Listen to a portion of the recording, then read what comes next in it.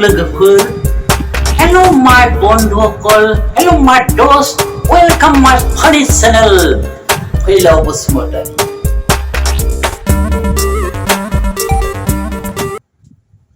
hi hello गोजोन फुंबिलि लोगोफोर फिन फैफिननाय जाबाय आंनि इउटिउब चेनेलाव नोंथांमोनजों सावरायलायनो इसे रंजानो होननानै दिनै आं नोंथांमोननि सेराव लाबोनो नागिरदों मुंदांखा फावखुंगुर आरो फिल्म डाइरेक्टर कनक साबर बिथाङा तामुलपुरनिमोन नै दा गुवाहाटीयाव थाफैयो र' आं बिथांखौ फन खालामनि दान्दिसे उनाव जों बिथांजों सावरायगोन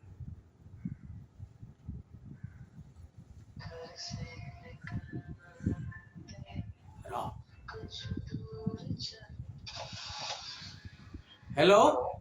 हेलो कनक साबरनो नांबायना साबायखर नोंथांनिसिम आंनि इउटिउब चेनेलनिफ्राय माने फैलाव बसुमतारी इउटिउब चेनेलनिफ्राय खुलुमनाय जासिहरनाय जाबाय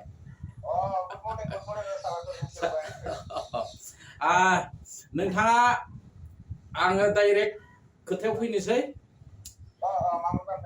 नोंथाङाथ' गोबाव सम माने हारिमु सिबिबोबाय आं खोनानायाव नोंथाङा गामियाव थानाय समावनो जेनेबा नोंथांनि जोनोम जायगाया आं खोनानायाव तामुलपुर नंगौना तामुलपुर मा गामिमोन आंनिया तामुलपुर पुबावली होनो बानगुरि पुबावली बे जाबाय जोनोम जायगा नै दाथ' गुवाहाटीयावनो थायो आं गुवाहाटीयावनो दा गुवाहाटीयाव दा लेटेस्ट मोनसे संगठननि आफादगिरि जाबाय होनना खोनादों बे बड' सिने आर्टिस्ट एसोसिएशननि आफादगिरि बेखौ जोङो आगोल गुवाहाटी डिस्ट्रिक्टमोन नालाय औ बेखौ जों गोदान आफादा कामरुप मेट्र' बड' सिने आर्टिस्ट एसोसिएशन महरै माने मुं दोननाय जाबाय आरोखि बे गोदानै बिनि नोंथाङा आफादगिरि आच्छा दाना आं फैनोसै नोंथाङा बबे समनिफ्राय एबा बेसे बैसोनिफ्राय हारिमुआव आगान होजेननाय समखौथ' बुंनांगौब्ला आं माबा एक्चुअलि आङो गामियाव क्लास 5 6 सिमल' फरायदों नालाय औ बेनि उनावनो एसे माने बै समाव दुंहाव एसे थासारियाव दंमोन माने बिटिआर बै समाव औ बिनि उनाव आङो गुवाहाटीयाव आदार लाबोबाय आङो ओमफ्राय हांगाबादियाव थायोमोन आं फरायसालि हांगाबादि बेनिफ्राय आङो जोंनि बै बस्तु खथाबारि आहमगावआव माने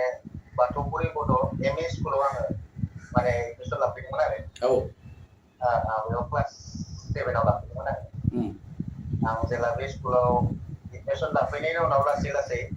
माने बेयाव ओरैबायदि कालचारेल इन्टारेस्टेड थारमाने फोरोंगिरिफोर मोनफैबाय माने बिथांमोना थारमाने आंखौ माने बे माने हारिमु माने आयदायाव माने थुलुंगा होनाय होननानै आं बुंना लानांगोन आरो बेनि उनाव नोंथाङा एक्टिंजों लोगोसे मेथाइबो रोजाबो ओरैनो टाइम पास होनजायो आरो आच्छा लास्ट मोनसे मेथाइ ओंखारदोंमोन थांनाय बोसोराव मा मेथाइमोन बे नै आंनि खनाय लांदाङाव खिनाय माइरं दैजोंनो सुनाय आरो बेखौ एसे सुराव ओरैनो गुनगुन एसे हरनो हागोन नामा ओरैनो रोजाबनायदो दे नै आगै सनाय लांदाङाव खिनाय माइरं दैजोंनो इबु सुनाय माइरं दैजोंनो इबु सुनाय बे मेथाइआ जोबोद सोलिदों माने गथ' गथाय बयबो मोसायो फुल प्लेजेट एलबाम ओंखारथ'वाखै बेयो ना बे मेथाइआ आच्छा बे थांबाय मेथाइआव नोंथाङा फिल्मबो बरनदोंमोन गिबि फिल्मा मा नोंथांनिया आं गिबि फिल्मा माने अखाफोरनि सोराङाव फासिनि दौलें एक्ट्रेसा सोरमोन एक्टरा सोरमोन बे आंनि स्क्रिप्ट डाइरेक्सन फार्स्ट फिल्ममोन एक्ट्रिसा जोंना माबामोन आइरिस बर' एक्टरा दिनेश रामसियारिमोन ओमफ्राय नैथियाव माबा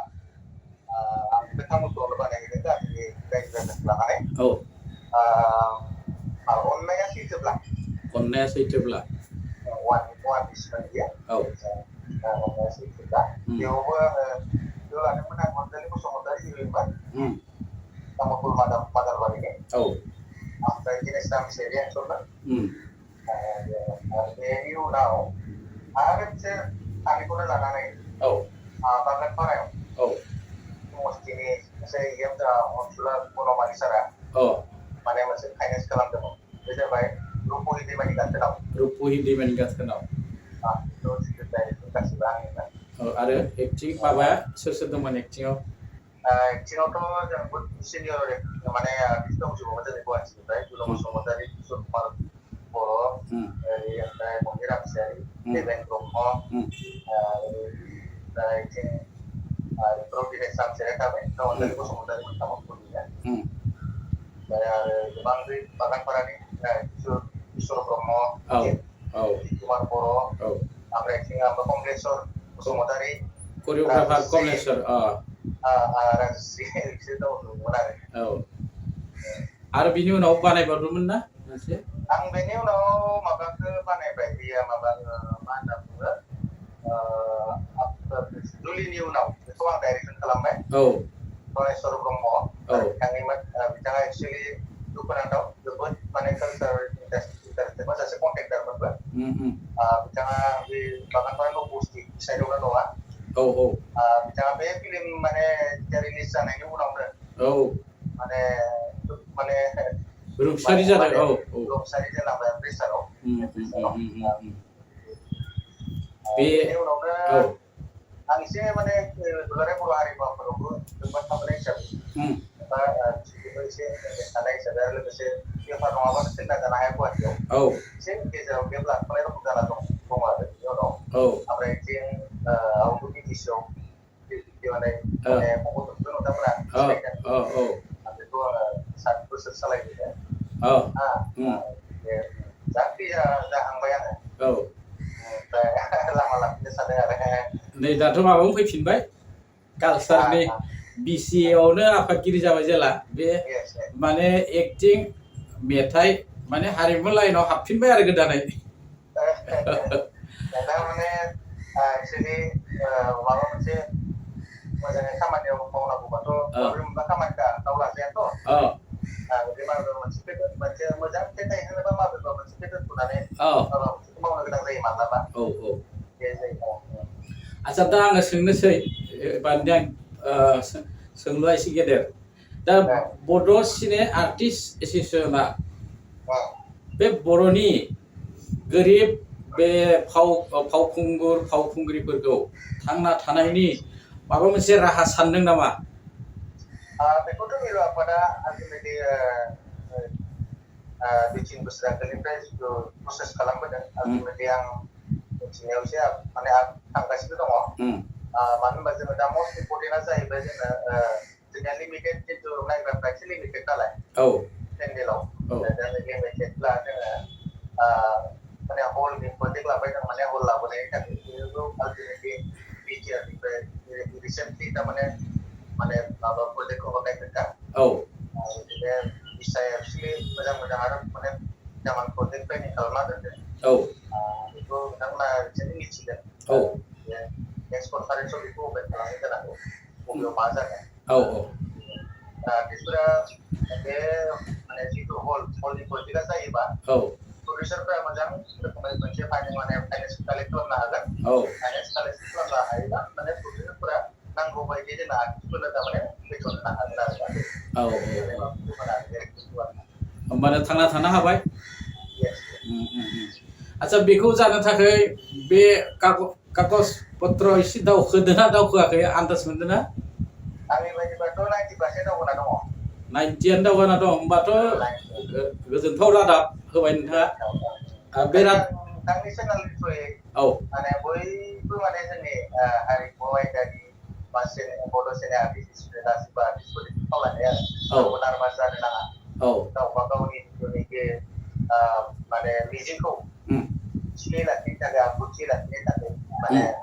गावनि माने लाइफखौ बेसेन होनानै नांगौ बायदि मान सनमाना थानाय बायदि खामानिखौ मावलांनायखौ आङो बे नोंथांनि चेनेलनिफ्राय दा बयनिसिमबो दामनो खावलायहरबाय आरो आरो मोनसेबाव बे खायसे खायसे आर्टिस्टफोरा एसे सिमा बारनानै किसुमान खामानि मावो बेफोरखौथ' बिसिआ माबा लाजोबबाय जेनेबा जेनेबा एक्सपेल खालामनायनि हयतोबा खामानि मावनो मोनथ'ला ओरै होननानै लाजोबबाय बेनि सायाव नोंथाङा मा बुङो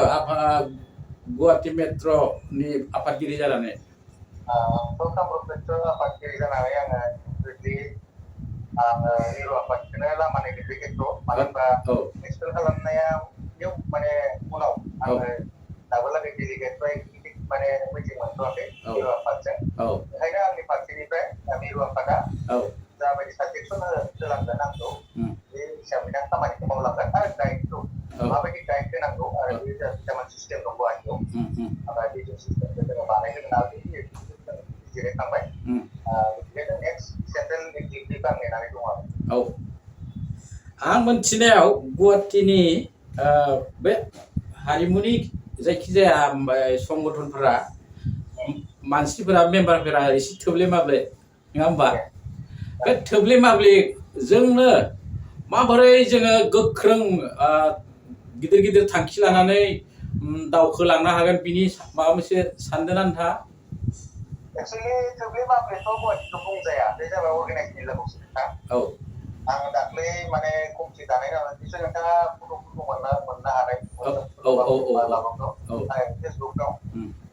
दाख्लै आंहा टटेल माने जोंनिया दा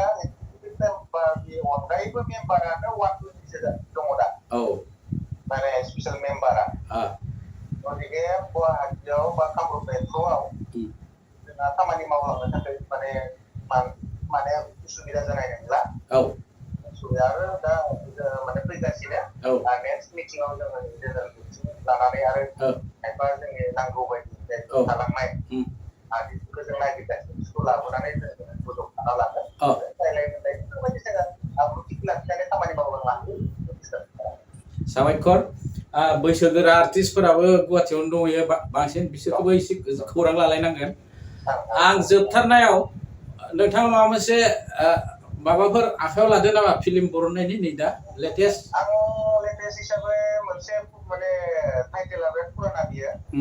आं लिरदोंमोनबो ससे नाथाय माने समजों लोगोसे दा माने खायफा माने माबाफ्रा सोलायबाय थायो नालाय माने ओंखायनो दा गोदानै लिरबोदों बे नामखौनो दोननानै बे नामा जाबाय लहानि फानजारियाव गोथार जुलि लहानि फानजारियाव गोथार जुलि बे माने फुल फिल्म जागोन आच्छा बे 40% लिरबाय आङो बेखौ थाब फोजोबदो लिरनायखौ फोजोबदो लासै लासै शुटिं खालामहोलांदो माने बोसोरथाम सालायनो मोनगोन नालाय नोंथांनिफ्राय जोङो मोनथाम फिल्म नेनो हायो आरो बोसोरसेयाव मोनसे आच्छा बेखौनो मिजिं थिनानै जोंनि दिनैनि रायज्लायनायखौ एसेयाव दोनथ'नोसै आरो मोजां मोजां खामानि मावलांनो हाथों होननानै आङो आफा अबं गसाइनाव नोंथांनि मुङाव बोर बिदेरना हरनाय जाबाय साबायखर दे बे जाबाय कनक सागर तामुलपुरनि मानसिया दा गुवाहाटि कटबारियाव थायो बिजनेसावबो राफोद आरो जायखिजाया कालचार सामाजिक मिथिं दावथिं जेरावबो थायो बिथाङा आरो बिथाङा मोजाङै खामानि मावलांनो हाथों लोगोसे नोंथांमोना आंखौ हेफाजाब होबाय थायोब्ला एबा आंनि चेनेलखौ साबस्क्राइब खालामोबा शेयार खालामोबा बिब्दिनो आङो नोंथांमोना सिनाय मोनै आर्टिस्टफोरखौ लाबोनानै देखायहोबाय थागोन गारांखौ खोनाहोबाय थागोन बिदिब्ला जों दिनै एसेयावनो दोनथ'नाय जाबाय जय बर' हारिनि जय बर' हारिमुनि